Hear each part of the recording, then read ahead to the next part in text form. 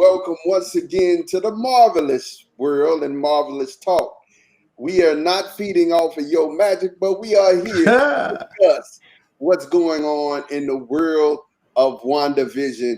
You got your main man, Dane. What up, Dane? Boom, boom, boom. And we got Big G. What's up, Big G? What's happening, y'all? What's happening? As always, he hits you with the big thumbs up, and it's myself, Ahmad. We're here to talk about WandaVision Season 1, Episode 8. Now, man, it was a great episode, but before we start, let's make sure that if you haven't watched the episode, which I don't know why you haven't, but if you haven't watched the episode, make sure you pause this, go watch the episode, come back, and we got some more for you, okay? All right, definitely we're going to hop right back into it, but I want you guys, if you're new to the channel, make sure you like, subscribe, because we're here for you and we're doing it for you. And as Dame always says, man, make sure you leave a comment. Let us know if you like it. Let us know what you're getting from it. And let us know what you'd like for us to discuss, because we're here for you, man.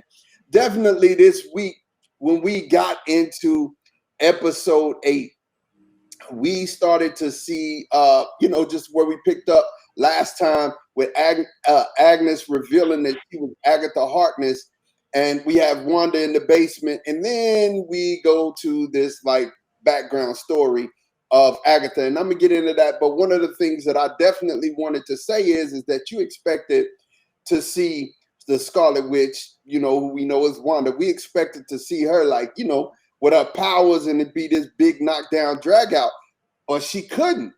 And this backdrop that we get into is definitely showing why she couldn't. Now, Dane, talk to me about the backdrop that we see of Agatha being just, ancient. Big G will tell you how ancient she is here in just a minute. But talk to me. What did you see when we saw the Salem witch trials? Yeah, so we go to what looks like, I guess, the 17th century, and she's in, like you mentioned, she's in Salem, and there's, a group of other people that are in her coven, and we find out the leader is actually her mother, and they're basically letting her know that she's overstepped her boundary as far as the realm of magic is concerned. She's tapped into more of a darker form of magic, and they're basically they've been to off her. They're like, there's nothing to redeem you from. And she's like saying, no, y'all train me, I'll be all right. And Mama's like, nah, baby, you there's no way out for you. And we see them, they bind her up, and then they put this spell on her, basically like I said, to kill her. But man, we see that thing ricochet. I mean, you see the purple energy coming back from her, drains out all the energy of all the other ones, that's just left with her and her mom. And the interesting dialogue between her and her mom, she's like, I can be good. Mom says, no, you can't.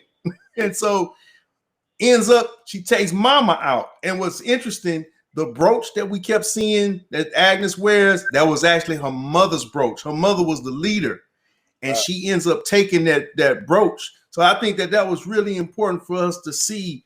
Number one, there's nothing redeemable about this chick. She's definitely doggone straight up evil, But yeah, that was just an interesting setup for where we are in regard to her and her relationship with Wanda. Well, Big G, I know, you being our comic book expert here, man. Talk to us about what you saw when you saw that whole scene. And I know that, some of the things that we know from the comic book backdrop is that Agatha kind of is played both sides throughout the history of the comic book. But talk to us. Well, the first thing I picked up on was like how they pinpointed the exact year of 1693, which, is right around the Salem witch trials. And that's references back to where Agnes, or now Agatha Harkness, was talking about her husband, Ralph, and burning at the stake and all whatever else. But as far as comic book lore, man, you just couldn't believe some of the references and Easter eggs that was going on, to where, literally I had to watch the show multiple times just to go back and be like, okay, let me compare this comic book reference to the show and see where they're going with this, right? So first thing I really want to point out to you guys is that the character of Agatha Harkness's mother represents someone huge in the Marvel comic book land. And to give you a backdrop or just a little snippet about it, the character that I'm about to tell you about, she's 10,000 years old or longer. She was alive before the fall of Atlantis. Wow. You know, so for y'all, you know, that are comic book heads that are getting into the MCU, that's telling you a whole lot about how in depth the directors of the MCU is going. So the lady that represented Agatha's mother was Zoran Na. Zoran Na was the original Sorcerer Supreme from the continent or the colony of Atlantis before its fall. So we're talking 10,000 years ago. We're talking around the time of the Eternals. We're talking around the time of the Deviants. We're talking about the first creation of the MCU. So this is a drawback or a throwback.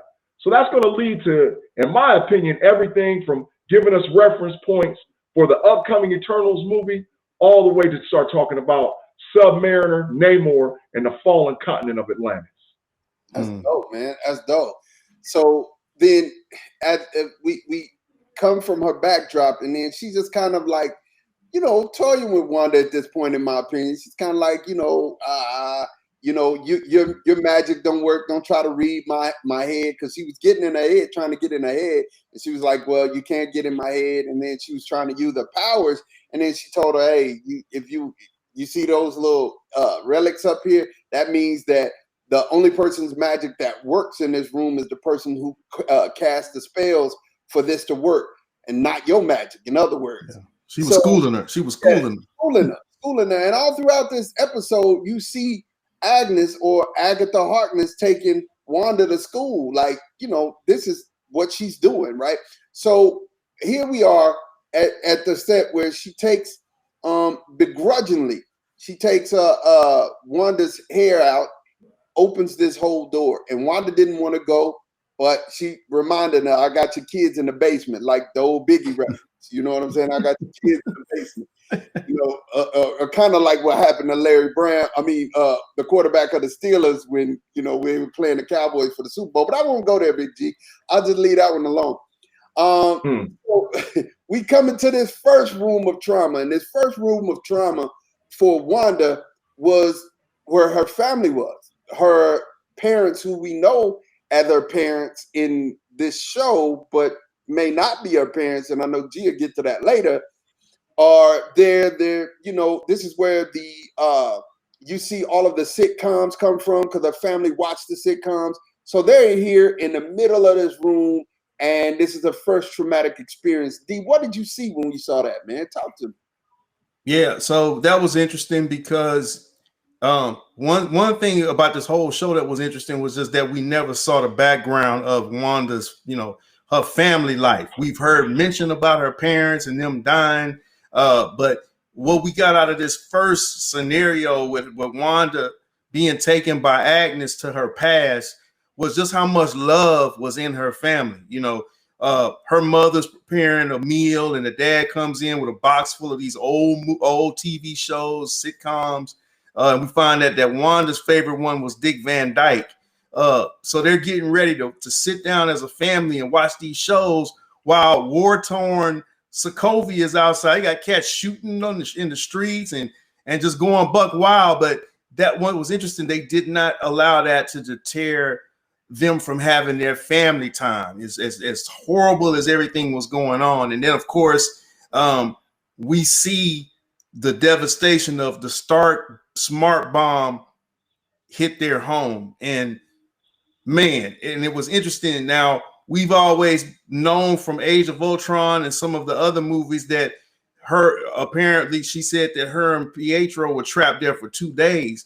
We see what actually took place. And she was unintentionally, I believe, but intentionally, she used abilities that I think were dormant. Now, Agnes tells us she used a probability hex and stopped the bomb from going off. But what we know is Wanda was not even aware of that. Wanda didn't even know. She just thought the bomb just didn't go off, and they were spared for 2 days. So I thought that was really interesting that we got to see that there was something obviously already in her that had not been tapped into, that she tapped into because of the extreme trauma that she was dealing with. Big G, what's your take on it? Well, like I said, because of the comic book references of the movie, I always go back and do a comparison or contrast about what's actually going on in the show, right?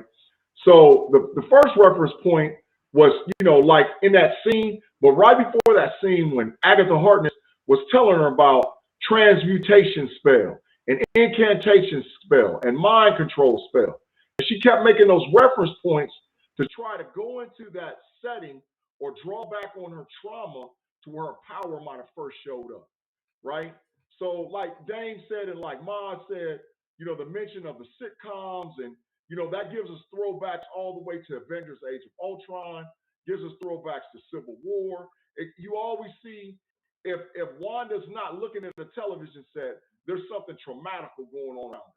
So it's like the TV sitcoms is what she uses to calm down or more or less center herself or tire herself to what's going on. She's sitting there and having a great moment and all whatever else and looking back at her quote unquote parents, and they're watching it.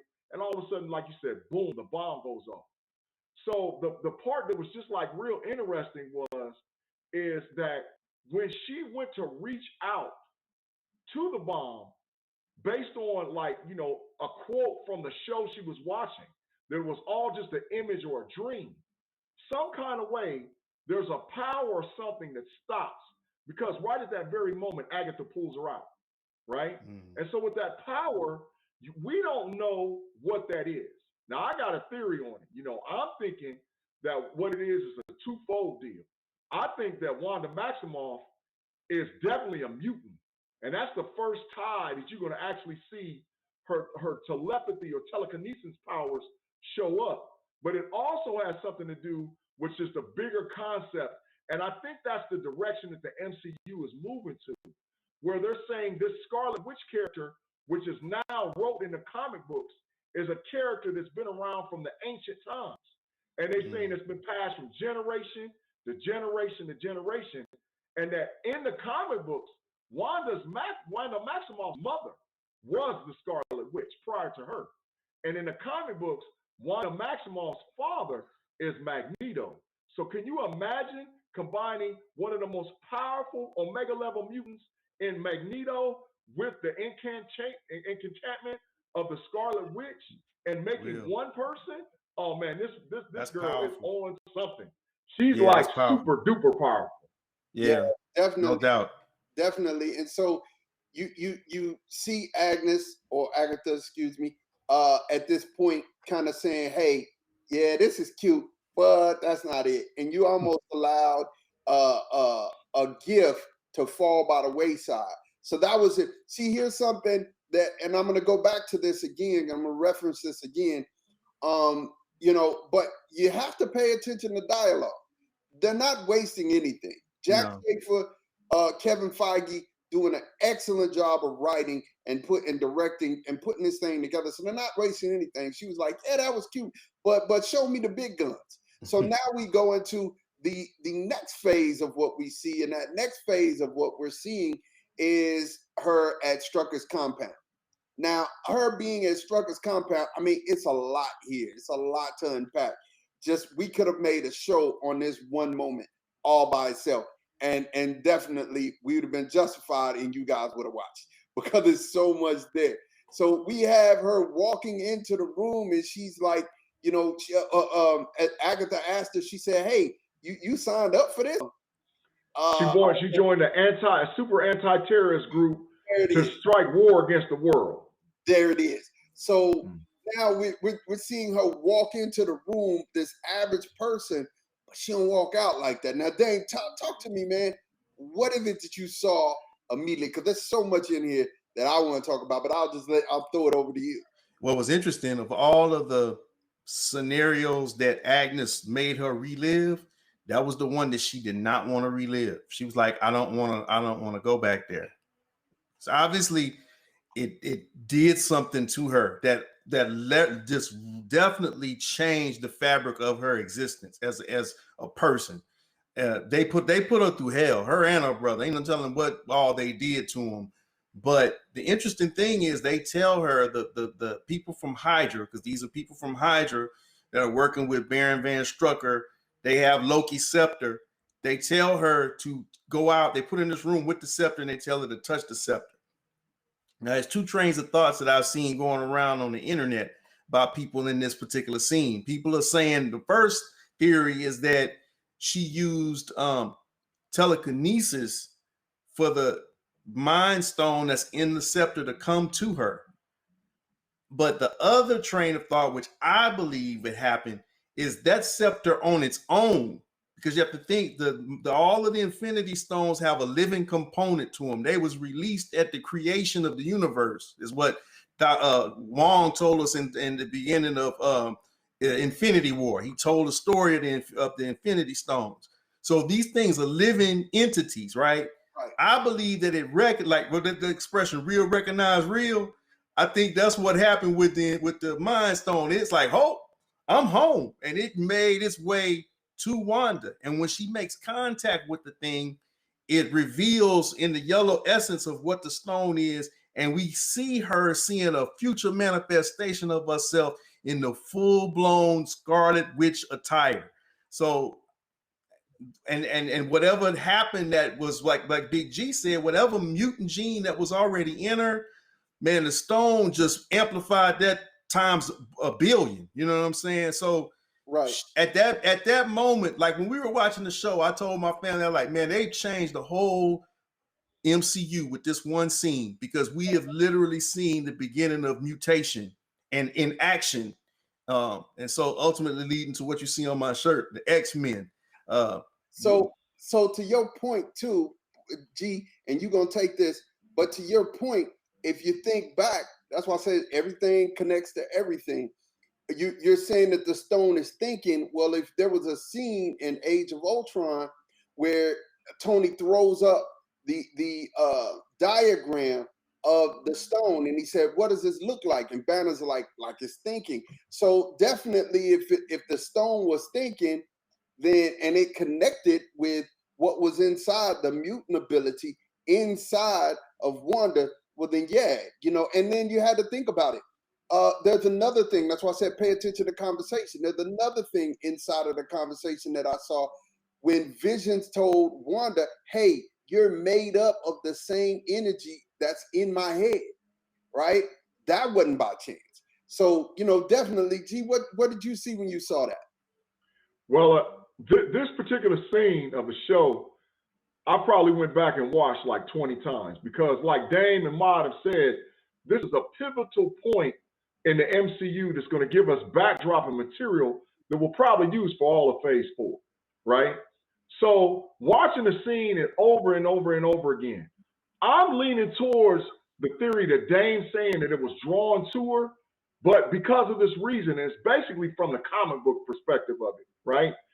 Every mutant whose power, and like, right behind me, like Dame said, the X-Men shirt, you guys see right behind me, I have like giant size X-Men 1 poster. Every last one of those people on that poster, and there's thousands of mutants in the Marvel comic book world, gain their power from a traumatical event, exposed to some level of radiation, or their parents were so exposed to some level of radiation or chemical. Every last one of them gained their powers. So when you do the throwback and you start thinking about, okay, where did the X gene, or what we call the X gene, actually come from? The X gene was given with the whole concept of the deviants and the Eternals, right? There was a lot of stuff that went on with experimentation of humanity. So what they literally did is they split them and they said, okay, these are the Eternals, these are the deviants, and whoever's left, certain one of you guys will be genealogically tied back to this type of people. So you'll contain something inside of you, and once you're exposed to the thing, now you can become that superhuman or super level person that's going on. Because we've always known before what her father was. We knew what Magneto was, but now we're getting more content about what her mother is. And to say that her mother comes from a lineage of sorcerer supremes, and she's this actual fictitious character that he thought could never happen again, which is the Scarlet Witch. So it's like, man, they're hitting us with a double whammy, like boom, boom. This is what is Kevin Feige and the directors of the MCU is doing. So it's like it's outstanding, really. Yeah, man.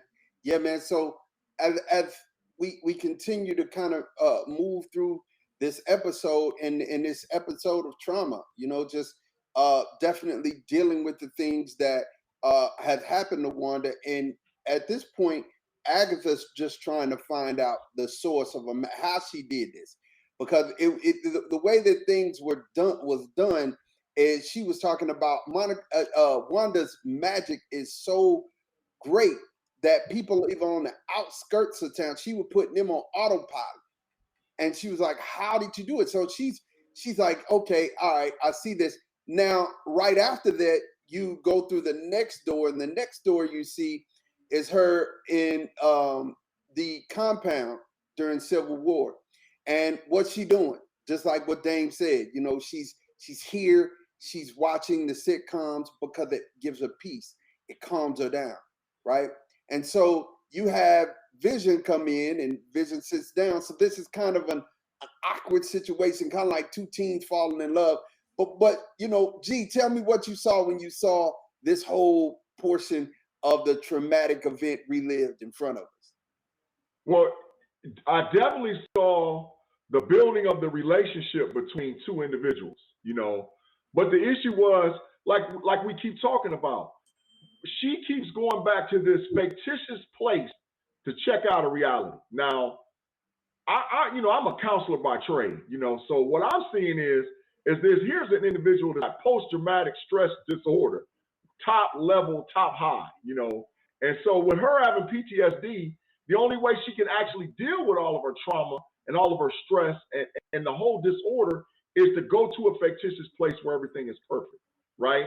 So it's not by coincidence that through phase 1, phase 2s, and phase 3 of the MCU, Kevin Feige built that into the character of Wanda Maximoff, right? Because he knew pretty much where he was going as far as the character and what we're seeing now. To show that she's got high levels of trauma and drama and just continued loss and continued loss and continued loss. So the scene literally picks up on that. Here she is, she's isolated, alone. She feels down. She just caused all the problems in Civil War. She had just from Civil War, she had directly came from Age of Ultron. So she's fighting. And then when everything gets quiet is when she's actually got to start dealing with herself. So all of a sudden, enter the Vision, right? Who's a synthezoid, right? He has really no humane features, no humane thoughts. But I've noticed all along that the characterization of Vision, he is the most humane character out of every character we've ever seen in the MCU. Mm-hmm. He always goes back to like morals and understanding and solid words, and just try to check out how Vision just consults her and gets her to think. How Wanda summed it all up and just was like, this is the first time we ever shared. So it wasn't necessarily a traumatic event. It was one of those things where the humanity of the MCU showed up. That's just my thoughts, man. Dane, what you think, man? No, man, I thought it was special because you got to see that, like you said, she found peace in a place where you didn't think you would find peace. And like you mentioned, Vision is a synthezoid. So you would think that would be the least, possible thing that she would find that, person that she could confide in, you know what I'm saying? And the fact that, she's mourning the loss of her brother, she's still kind of reeling off of what happened to her childhood. But then, like you said, coupled with all the things that she's been involved in her life, and it's sadly is not even the lowest part of where she's going, but the fact that she found solace with Vision, I think that was really key, just to show that this was actually like kind of the first bit of normalcy that she had as far as relationships, you know what I'm saying? Besides her parents and her brother, but having that relationship, kind of developing and blossoming. I think that's what we got to experience with this scene, which, like I said, it really makes it kind of sad because we know what happened. She lost it, Right. And it's crazy, man. It's, Is it any wonder that Wanda's getting to a breaking point at this point? I mean, the trauma that she's went through from her childhood, then losing her brother. Well, first of all, her childhood, losing her parents, then going after Tony Stark, only to deal with a lunatic like Ultron, turning from Ultron, and then losing a brother, then turning right back around, getting into this high emotional roller coaster with Vision, then losing Vision. Yeah, she's just been through some stuff, you know. So here we go. We pick up on the next thing, and in the next scene, we see her walking into Sword, and when she's walking into Sword, you know, definitely at this point, you know, she's going to, and I can't leave this out. Agatha is in the crowd clapping and doing all kinds of stuff. I mean, really just being antagonistic at this point. I'm like, really? You gonna do this now? You didn't want her to come. I mean, for real, you forced her to come in here anyway. So you just gonna be this way with her? All right, okay. And so we're seeing more about Agatha's character as she's moving forward too, as well. Which I hope she stays around in the MCU long term. I really do, because her character's dynamic. Mm-hmm. But as she moves, she goes into Sword, and when she goes into Sword, you see this guy, man. This guy who's on the screen right now. Oh, this creepy guy, man. You know, he's there. He lets her in. Well, first of all, she goes in, opens the office, and then goes back to the back to talk to Hayward. Now, Dane, what you think about this? Because really, honestly, man, at this point, me and Hayward he's just creepy. Yeah, man. It was interesting. The dialogue that he had with Wanda was, the first thing he throws out there is that, oh, well, you just here to steal the body. But then he flips the narrative and says something different. And it's like, what made this dude say that? That's what I'm trying to figure out. It's like, this guy he's just nefarious, man. I mean, he is definitely has some other plans, because we know he told him in the previous episode that she stole the body. It was the top secret location of the Vision's corpse.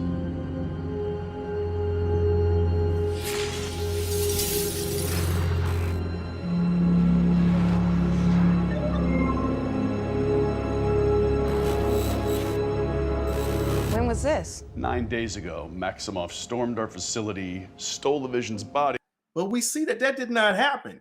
And then he's making her experience the trauma of seeing Vision. Or, you know, he tore all up on the tables down below, and he's making her, you know, experience this. And then, you know, he's like, well, you know, you can go get him or whatever. So she goes down, and it's like guns blazing. They like, you know, so I'm like, does he want to kill her? What? I'm trying to figure out his motivation, man, because like I said, we got two different stories. He's coming at her with one story, then he flips it. Then he's like, well, you go down there and get him if you want. Boom, boom, boom, boom, boom. So yeah, Hayward, man, I don't get him, man, but I just know he's foul, dude.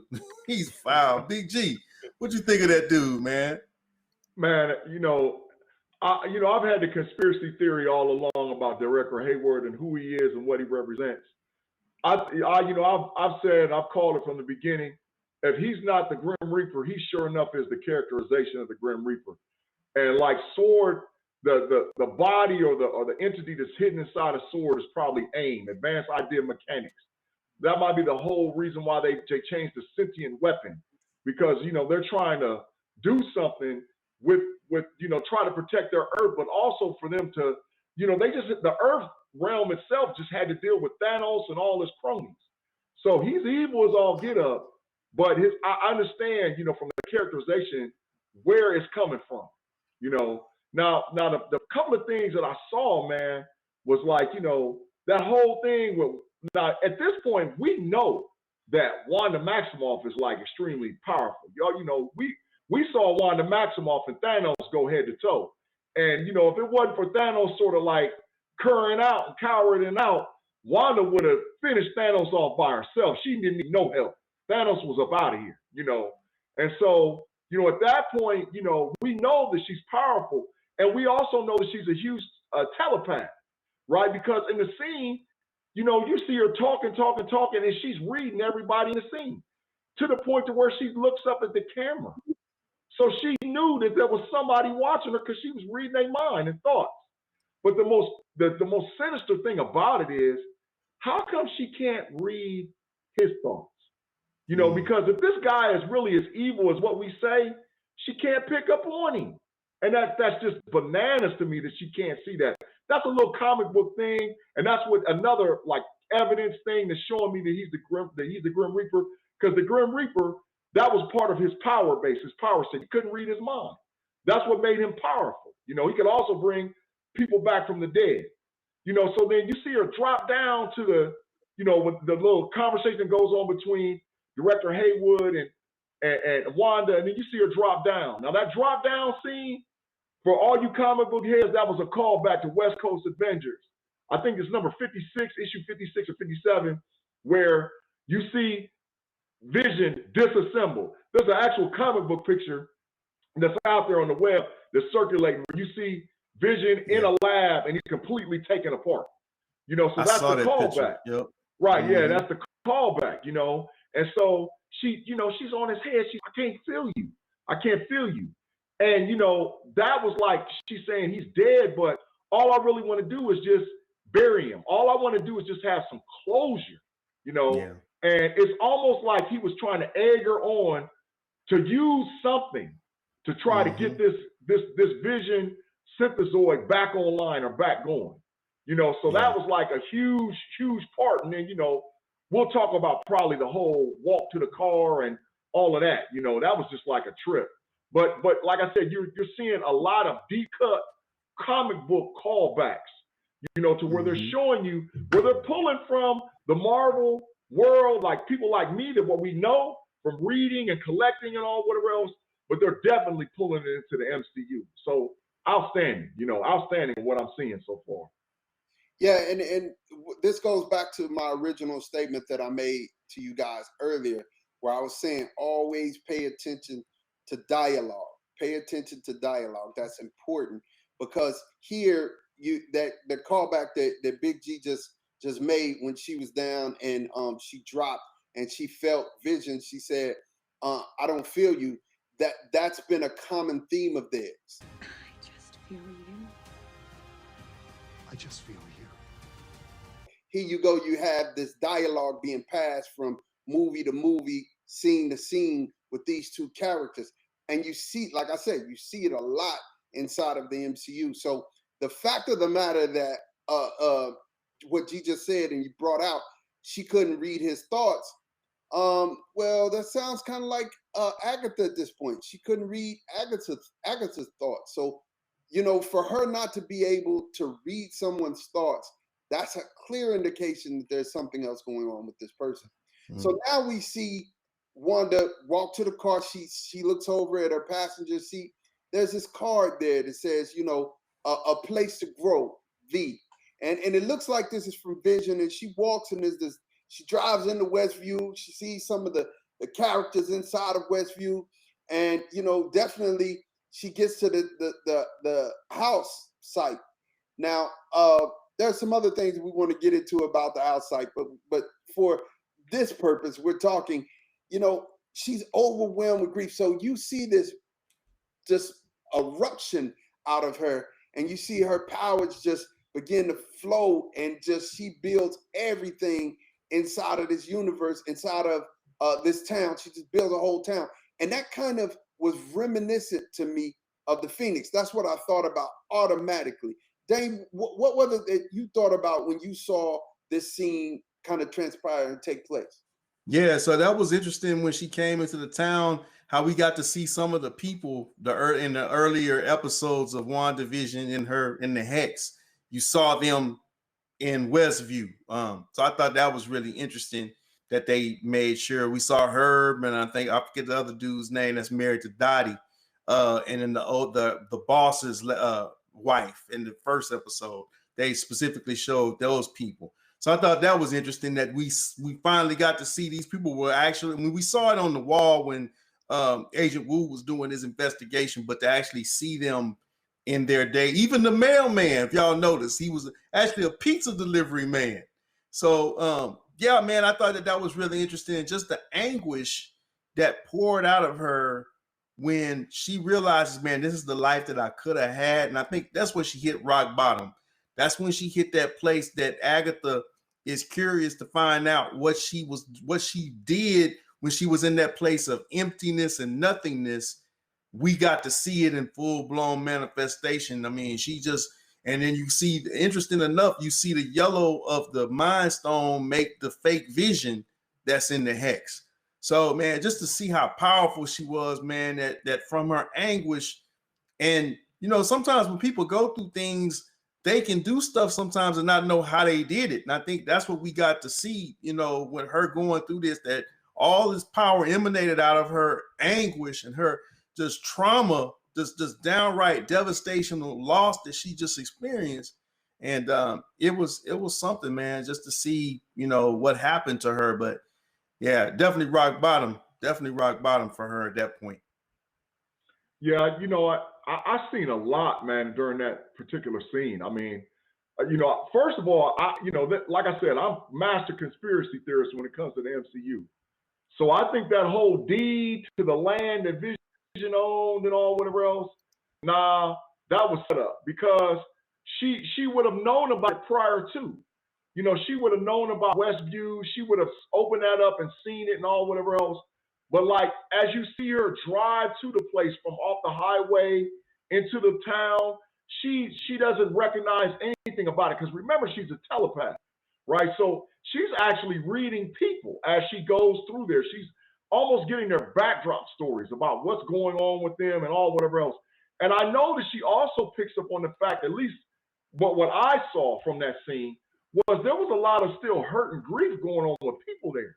This is after the snap, and then after the blip, and people was gone and come back. And, there was a lot of little things where, that whole town, it was just sort of mysterious. Now, the point that where the mystery just kicked all the way off is when she actually got to the site of the house. Like if Vision, and I've said this to y'all, all along, I think like, okay, where would they be coming from the comic book idea of this, right? Well, everybody knows that Tony Stark has more bread than any character in the MCU.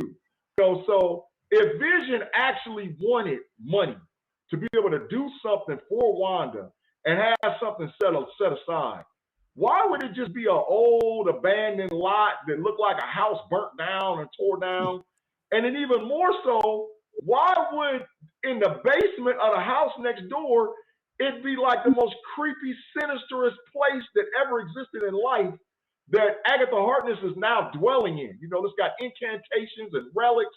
And how can that's not by coincidence. That's a setup for one.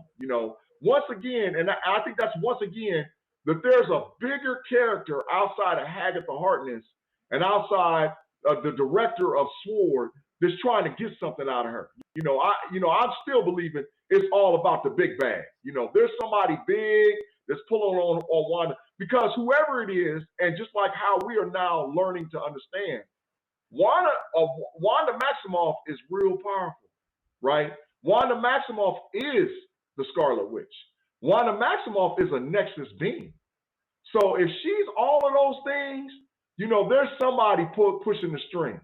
And to see that power just come out of her was unbelievable. Wait a minute. Just unbelievable. What is a Nexus being? For those who don't know, describe what a Nexus being is. All right, so comic book world, Nexus being is a person that exists in all realities and is the same person. When you jump from reality, people change. But Nexus beings in the comics, they're the same person all the way through. And that's what Wanda is. Yeah, man. And that's crucial to know, because when you think about a multiverse and you're thinking about a whole bunch of different dimensions, as we saw with Doctor Strange, and you got to understand this, that all of these movies tie in. So when you saw with Doctor Strange, the Ancient One was sending Doctor Strange through all of these multiverses, and she was the anchor. Her magic could do that because she was the one that was being the anchor, which there's a whole other side of the Ancient One I'll leave that for Big G to kind of go into it. I mean, there's some stuff happening with her. But anyway, she shoots Doctor Strange's consciousness through multiverses, right? So when in each multiverse you exist, right? That's the thing. And some multiverses and some dispensations, some people are dead. They've been dead for years. I.e., when you think about Spider-Man and, you know, the Miles Morales that we just got, you know, you saw that Peter Parker was dead, you know, and it just is what it is. You have different versions of different people. So you see that we're kind of pulling towards this whole thing because we introduced the whole Nexus being, right? So just to kind of walk back through what we're seeing here at WandaVision, this episode 8, you see now Agatha is gone. She, you know, she was there with it the whole time. And now you see her in her full witch garb and she's holding Wanda's kids, right? And, you know, she got Wanda's kids and she's like, yo, this is chaos magic. It ain't supposed to happen. No, this is supposed to be a fairy tale, which is interesting. Big G just told you earlier that Agatha's mother was Sorcerer Supreme. And if you look in the comic books, Sorcerer Supreme said they didn't believe in Nexus beings, or they didn't think that they even existed. So that's where she got that concept from. Everything's moving with everything, right? So, Dane, when you saw this scene, this is it before we go to the end credit. When you saw this, man, what was going through your head? Because I'm like, whoa, she got him by the neck. I'm like, whose kids are these? You done got kids by the neck. What's going on? Talk to me about that. Yeah, so I think that this episode, where we get to this point in the episode, is do or die. It's like she feels ultimately basically what the coin was revealed. Like she knew at that point who she was dealing with, and now it puts us in a situation where what's going to happen next, to be determined. Episode 9, we don't know all that's going to come out, but one thing we know, there is going to be definitely climactic, because you're going to be dealing with a lot of different things. You got where's Pietro, or Fietro, as she called him, the fake Pietro. What's up with him? And where's Monica Rambeau? We didn't see them at all in this episode. We didn't see Vision, who's been trying to get home. And so a lot of things are going. This is going to be one of those episodes where everything is going to come to a head play. Fellas, I don't know if y'all know, but there was an image that was released. I believe Marvel Studios released it last night, but it was the family. It was the Vision, the Scarlet Witch, and the twins. They look like straight up the Incredibles. They was in one of them, you know. Yeah. So I'm curious to see what that scene is going to be about. You know what I'm saying? So it's going to be interesting, man. But yeah, it's do or die now. Everything's on the line. And you know, G, the thing that I know is that we still got some scenes that we haven't seen yet from the original trailer for WandaVision. You know, this is our home. Well, let's fight for it. Mm-hmm. And you see them flying across the city, and then you see the trucks coming in, and you know there's some battle scenes there. And then of course, you know, the recent release of this picture. There's some things we just haven't got to. But G, kind of tell me what you saw in the summing up of this whole thing before we get to the end credit scene. Well, the summation of not just this show, but the whole WandaVision 1 through 8 is that somebody is pushing Wanda Maximoff to become the Scarlet Witch.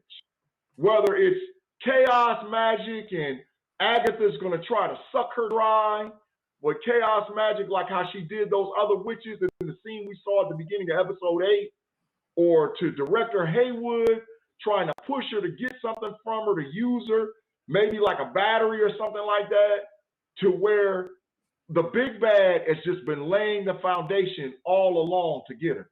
But something or somebody is pushing her to become this super powerful thing that we have not seen before. And I can't wait for episode 9. You know, this is like, come on, man. You know, why we gotta wait till Thursday? You know, I mean, drop that Joker on Tuesday, man. I'm trying to see the thing, man. Come on with it. You know, right. You know, the thing that you bring up, there's a lot. You know, we still got and I know Dame's answer to this, but you still got Ralph. We don't know who Ralph is. We don't know who was the missing person in Westview that Director Wu was looking for. I mean, Agent Wu was looking for in the very beginning. Definitely, like you said, we have these issues. Where's Pietro and Monica? And if Agatha said that she did the incantation possession spell on Pietro, which means she bought him from somewhere. She bought him from somewhere, absolutely. Right. Person, but she just possessing his eyes and his ears. So I mean, that's a lot. I mean, hey, you guys got to sum this up. Jack Schaefer and Kevin Feige, you got to shape this up. And I know Dane's answer to me is we'll find out in episode 9. But I mean, I need episode 9 and 10. I need both of them. You know what I'm saying? I need you to drop them so that way I know if there's a 10. If there's a 10. Yeah. A lot of speculation. Yeah. I know that they're not going to give you all of the answers, but bruh, help us out, man. Kevin Feige, help us out. Yeah. So here we go. End credit scene. Well, you would call it the middle credit because it's not the end of the movie, but it's end credit scene, right? You got Director Hayward. This guy, Whippersnapper. just sleazy.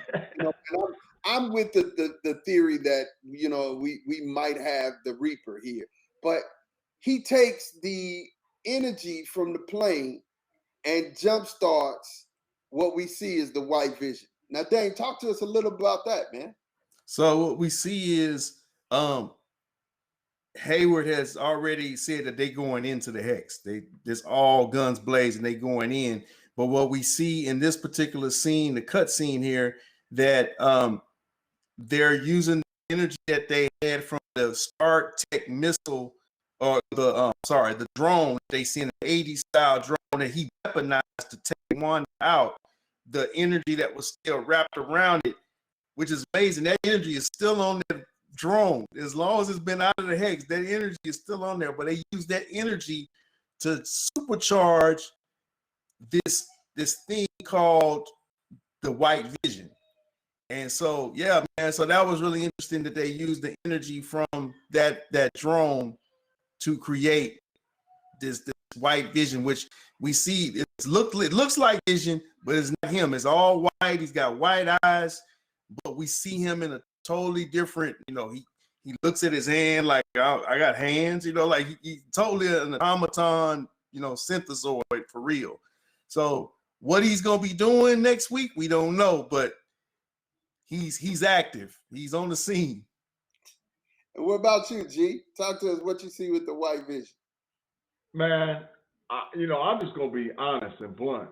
When that scene happened, I think I threw a pillow, a cup, my shoe, you name it, at the screen, and I'm screaming, Kevin Feige. I woke everybody in the house up, jumping up and down like, no, it can't be.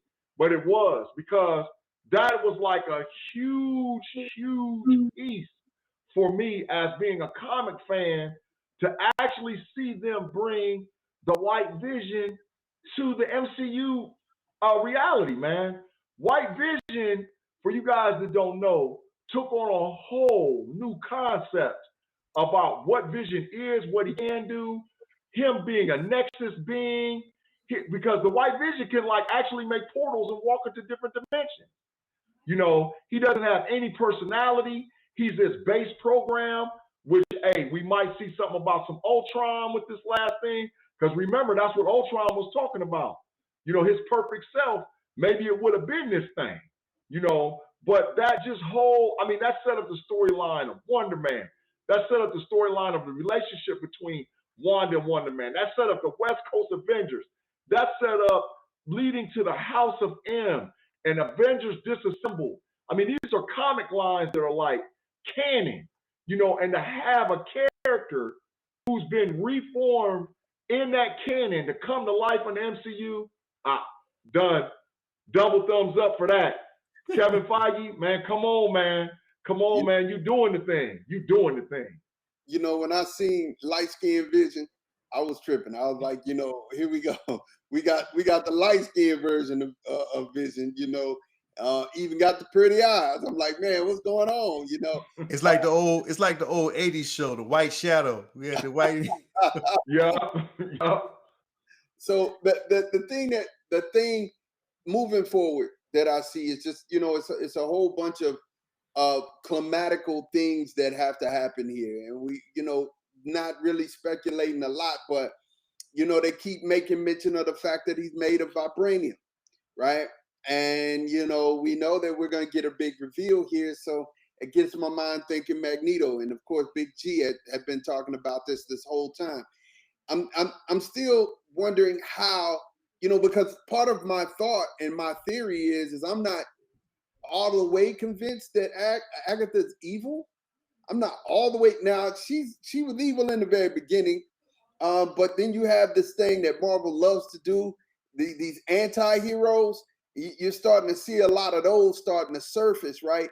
So maybe in the process, Agatha's trying to push Wanda's powers to a place to where now they can defeat the other big bad that's trying to move it. You don't know. It's so much speculation here, and I'm gonna tell you something.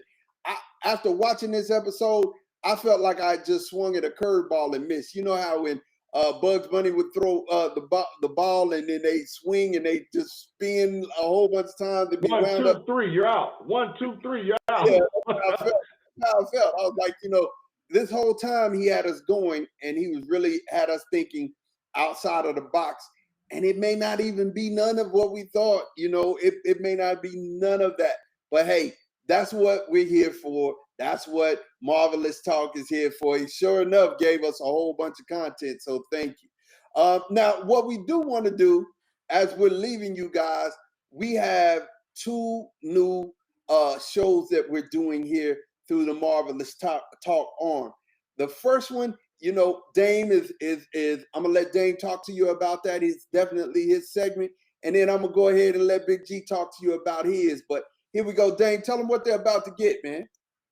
Yeah, so we're doing MTN, which is basically Marvelous Talk News, just covering everything that's happening in the MCU.